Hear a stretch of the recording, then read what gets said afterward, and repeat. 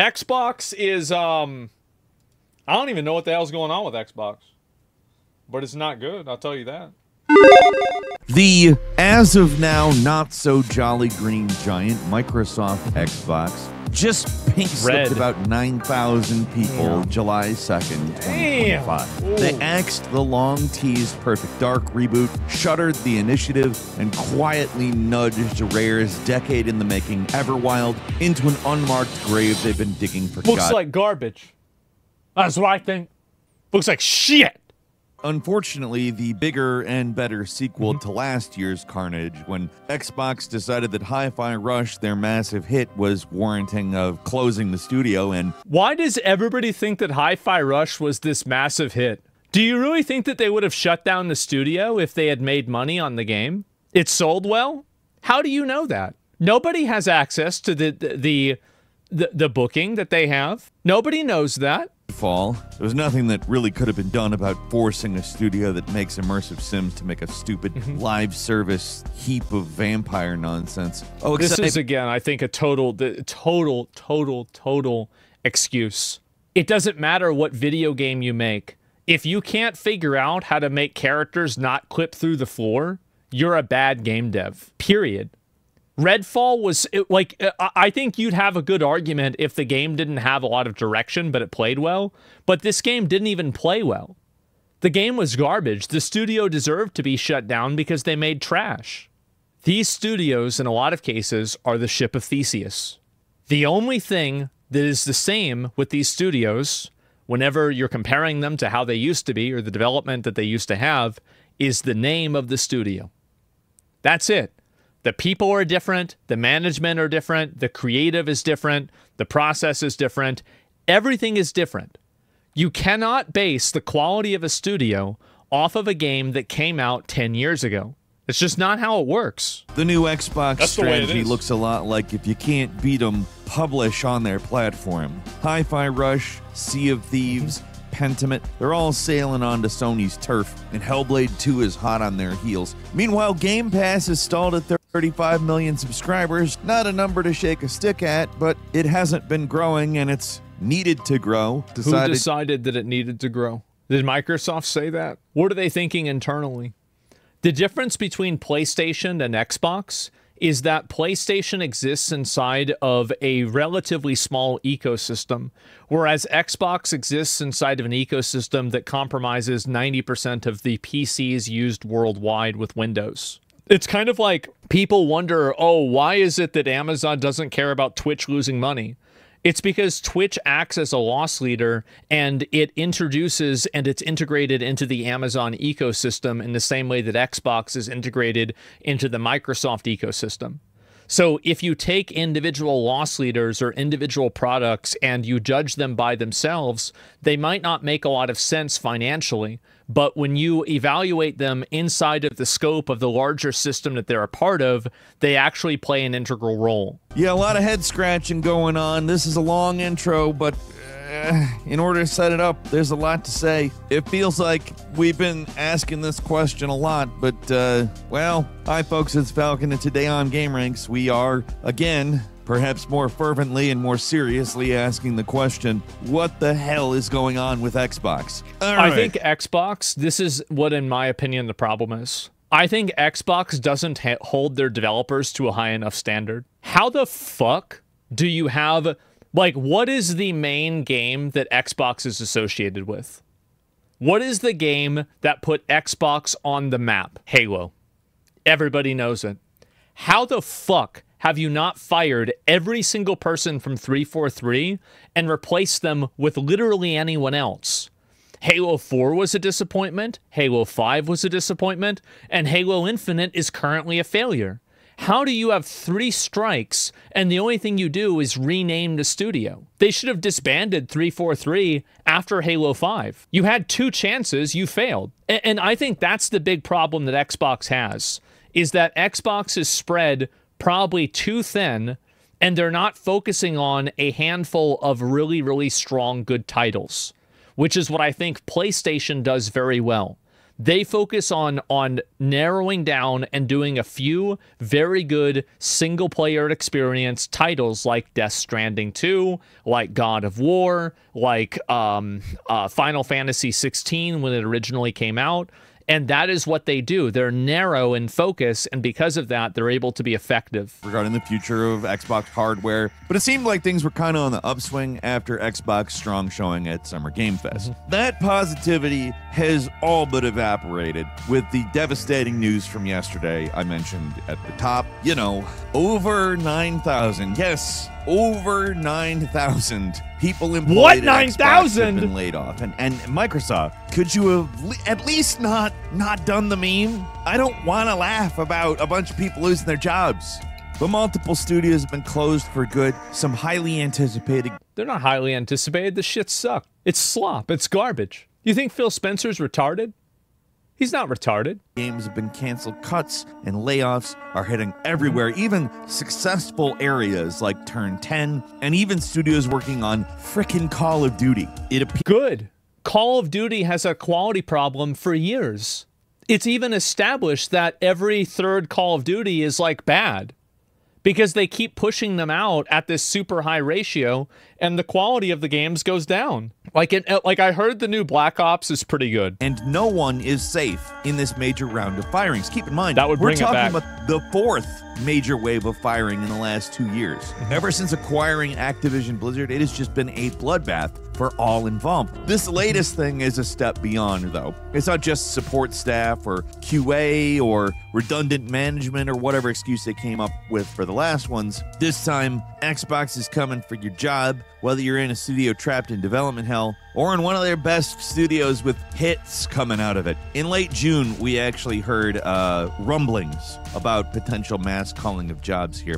This is not the mass culling. This is the appetizer. On the 2nd of July, the hammer came down. It wasn't just Xbox, it was all of Microsoft. It's about 4% of the entire Microsoft workforce, which is, to be clear, insane. The initiative, the studio formed to work on the Perfect Dark reboot. How the fuck do 30 people make Expedition 33, but 9,000 people get let go and the games are still garbage? I'll tell you how. It's because their jobs are useless and they make garbage. Get the losers out. According to insider sources, the cancellation of Everwild is actually leading the game's director, Greg Mayles, a 35-year veteran of Rare, who worked on games as far back as Donkey Kong Country, Banjo-Kazooie, and Viva Pinata, bolting. Just like, you know, if you're doing this, I'm out. I'm out, guys.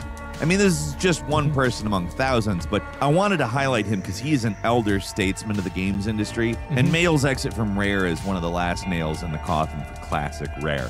Even King, the mobile game developer and massive moneymaker for Xbox, is getting like 10% of its studio cut. Raven Software and Sledgehammer are getting hit with some layoffs. A new IP that was going to be a new MMO from the Elder Scrolls Online guys canceled. Did we see it? No. I wonder why. From the only thing getting canned at Bethesda, reportedly, there are multiple unannounced projects that have been canceled. Even John Romero, the influential co-creator of Doom, was not spared Xbox's, well, I guess you could say wrath, but I don't think this is wrath. As somebody who loves video games, these job losses are brutal. They're not brutal, they're necessary. In order to have a tree grow in the way that you want it to, it needs to have branches pruned. This is necessary. And hearing about all these potentially amazing games getting canceled, it's super disheartening. I'm not really a console wars person. I like me some PlayStation. That's it. I like me some Nintendo Switch. And I like me some Xbox.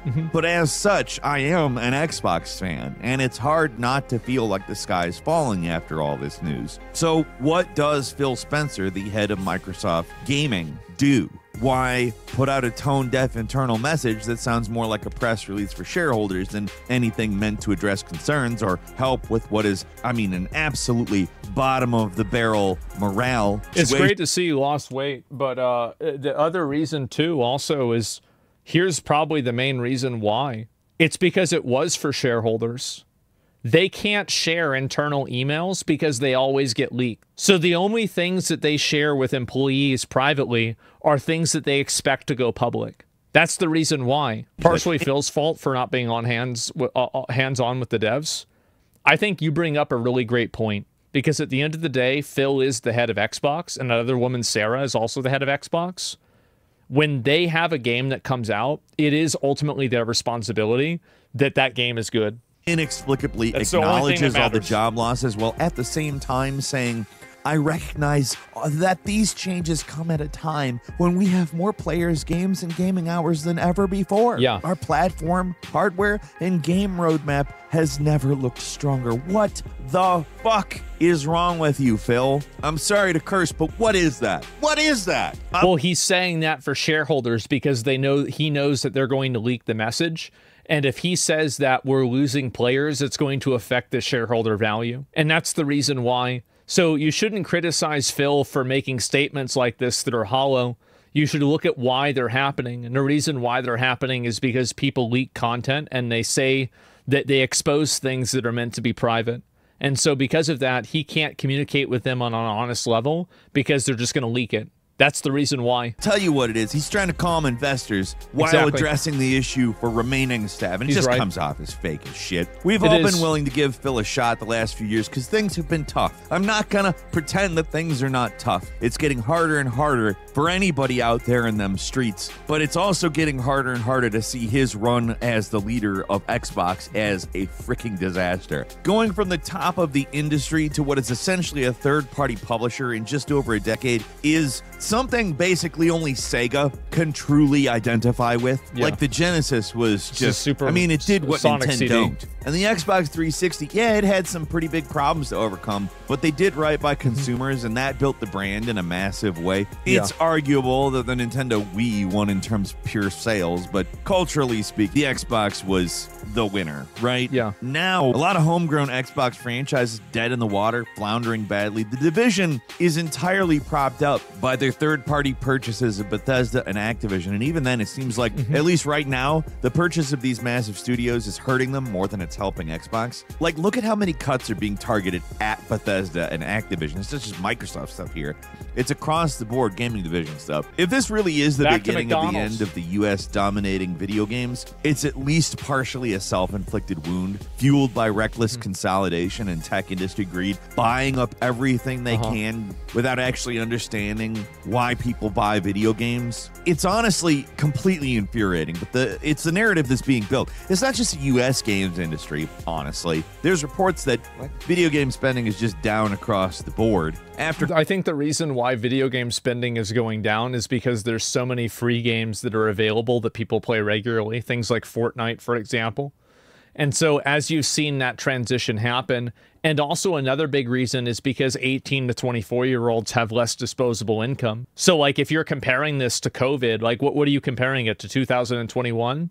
It's very well documented that during recessionary periods that luxury purchases actually go up. COVID, all these companies bet on infinite growth. But hey, remember how we were all stuck indoors and the best thing to do with that situation is play video games? And now we aren't all stuck indoors anymore? Oh, there's a shock. Were these people thinking that the disease was going to keep us inside forever? Like that wasn't the new normal. It was an aberration in human history. That's not how human history works. I know people like 28 years later, but that wouldn't happen, man. I haven't seen just it yet. The whole I heard it was zombie good. aspect of it, but like they die out. The zombies starve. They can't think. They just do rage shit, and eventually you run out of energy. That's how diseases work. They become less as they spread antibody. We don't need to get into it. I just can't fathom the reaction from all these companies that because we're in a pandemic and we're locked down and everybody's playing video games, that's how it's always going to be. I just can't fathom. He's right,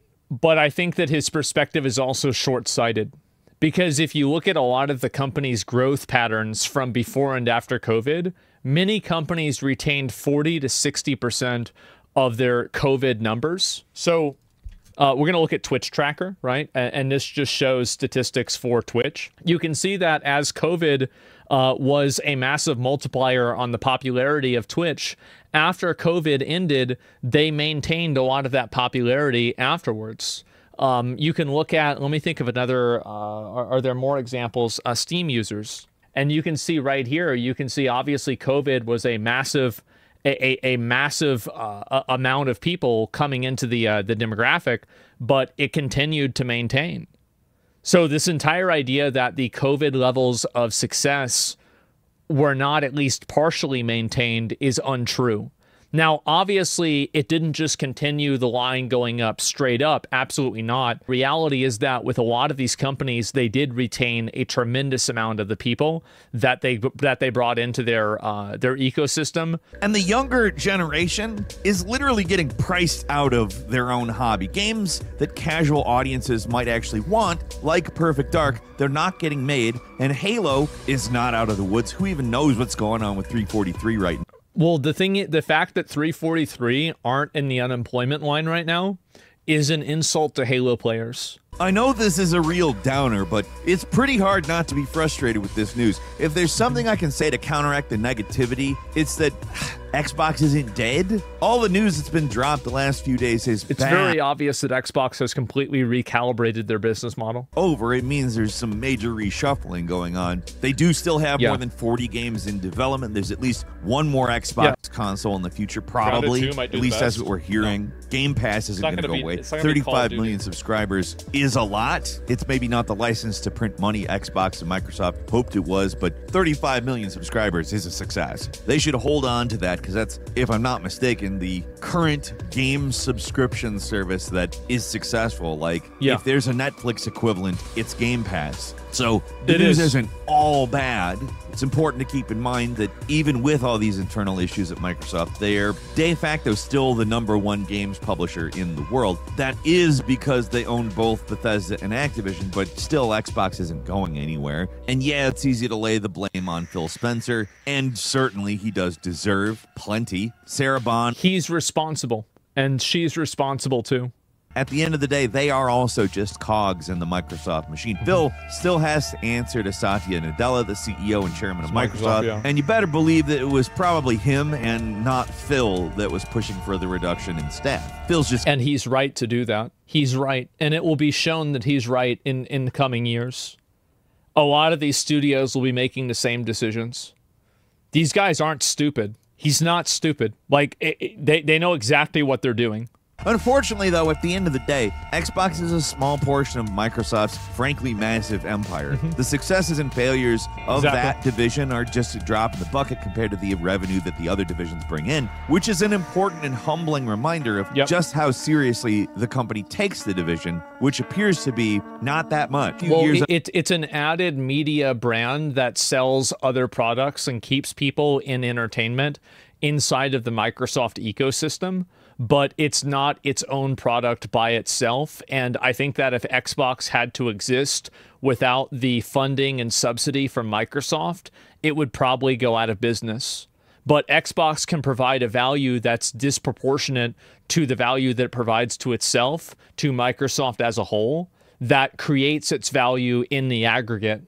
They're existing inside of a larger ecosystem that feeds into each other. Microsoft's hands-off approach to game development in the past, and it's led to some amazing stuff, especially from Obsidian, who are proving to be the MVPs of the entire division lately.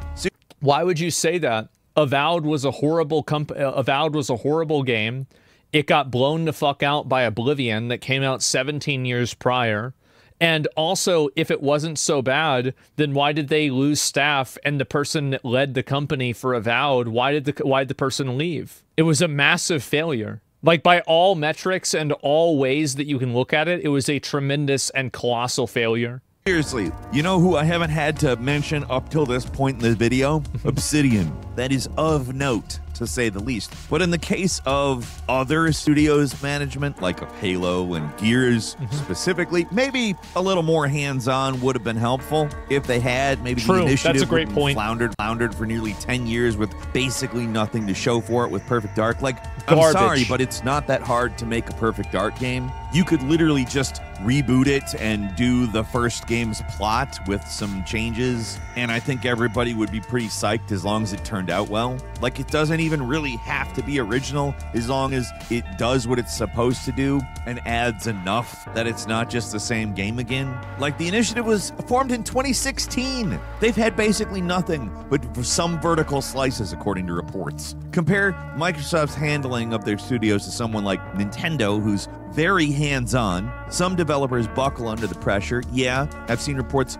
Nintendo has also even said that recently, this is a statement they made in the past couple of days, is that they're even rethinking the way that they develop video games, and they're going to be changing the way that they're developing to go towards shorter development cycles in order to save money, in order to meet customer demands. Because the pricing, I think really probably the pricing of Mario Kart was a wake-up call for them. With Xbox, it's 10 years of nothing followed by cancellation. And that's always been a problem with Xbox to a certain degree. But this slow, gradual transition from major hardware competitor to third-party software developer, publisher, whatever, it's sad to see. Maybe in Microsoft's eyes, this is a more profitable direction to take things, but as a gamer, it feels like the mighty have fallen. I totally disagree. I disagree a lot with this video. I think this video brings up good points, but I don't agree with his evaluation of a lot of these. I agree with his assessment, but I don't agree with his conclusions. I think the reality is that why would Xbox continue to make consoles in a market that they're already cannibalizing their own sales in? Xbox is in a very unique circumstance that when an Xbox player buys a console and they choose not to play a game on PC, they're effectively cannibalizing a sale, because now this is somebody that you've already sold them Windows. You've already decided that now you're selling them the same thing again, and it's being sold at a loss. It's just not a commercially good decision in any way. I also think that Microsoft does a very bad job managing their own IPs. Like, whenever I heard that there was going to be a secret level crossover episode with the Doomslayer and Master Chief, and for some reason they didn't do that, it gave me the insight to understand that I don't think that they understand like that type of fan service. Like, everybody thinks of fan service as like, you know, your favorite anime girl in a bikini, but there's actually a lot more to it than that. And I think this type of fan service is something that they should be doing. So to answer the question, what the hell is going on in Xbox? What the hell is up with Xbox? What the hell is this? Well, a lot of people are getting fired, and some highly anticipated games are getting canceled. Unfortunately, the vaporware nature of both Perfect Dark and Everwild means that this doesn't appeal to anybody. Nobody wants this. This is going to be a game. It's going to release on Steam. It's going to have 1,200 players. I'm just being honest. Sorry, somebody's got to say it. What really sucks is the loss of all these other unnamed games from Bethesda, including a new IP from ZeniMax. It all just looks really bad for Xbox on the whole, but this was the inevitable result of their purchase of Bethesda and Activision. Like, that's how industry stuff works. Jobs are gonna get lost. But I don't know if anybody really predicted how bad this was going to get. The cutting around 50% of the staff at Turn 10, the guys behind Forza, is especially brutal, as are the cuts at Call of Duty developers like Raven and Sledgehammer. I mean, Call of Duty is basically a license to print money now. Like, that's not changing either. It doesn't have any evidence of changing. So if you think anyone would be protected, it would be them. It's a bloodbath across the board, and things might sound really bad. Xbox, unfortunately, whether they deserve to or not, is going to weather the storm. What Xbox is going to be after the storm, I have no idea. But Microsoft is a monolith. They're basically untouchable in the tech space. And at least for now, it seems like there's interest in keeping the gaming division alive. Otherwise, it wouldn't be, you know, a percentage of layoff. They could just shut the whole damn thing down. Yeah. I don't know. Maybe in the future, we'll look back and see this as another step in the decline of Xbox that started all the way back in 2013 with that embarrassing Xbox One reveal. Or maybe not. That's a really good point. I do think that was the decline of Xbox. The Xbox One definitely broke the trust of, like, for me, the Xbox One reveal made me a PlayStation fan. Like, I was a big Xbox Andy. Like, I had an Xbox backpack in high school. And I also didn't have a girlfriend. But that kind of goes without saying. It totally broke my trust. And the thing is, what's ironic about it now is that I actually think that Xbox is the best publisher out there in terms of ethics. Like, Xbox is the most pro-consumer publisher between them, Sony, and Nintendo. So out of all the 3 console developers, Xbox is far and away the best. There's a lot up in the air right now. Morale has got to be at rock bottom at the company, too. Hopefully things improve for these guys and they're able to make great games, because that's what matters, right? That's what we all hope This happens. looks like garbage. What do you think? It's funny because I literally disagreed with pretty much every point that he made in this video, but I do appreciate videos like this being made. I think that his analysis is looking at Xbox inside of a vacuum. Xbox has got to reevaluate the kind of games they're making. They got to stop making dog shit that nobody wants. Western gaming studios are infected with a virus of the mind. They think that people want to watch fat, ugly, middle-aged women do karate tricks and kung fu. No. Nobody wants that. You've got to make real games. You've got to make games for gamers. If you're not making games for gamers, you're having problems. Like, whenever I saw that Gears of War E-Day trailer, I thought to myself, maybe finally they're learning. It was just Marcus and Dom fighting a fucking, some demon, and that was it. There was no bullshit. There was no weird, messaging. It was just 2 dudes killing a dude. That's it.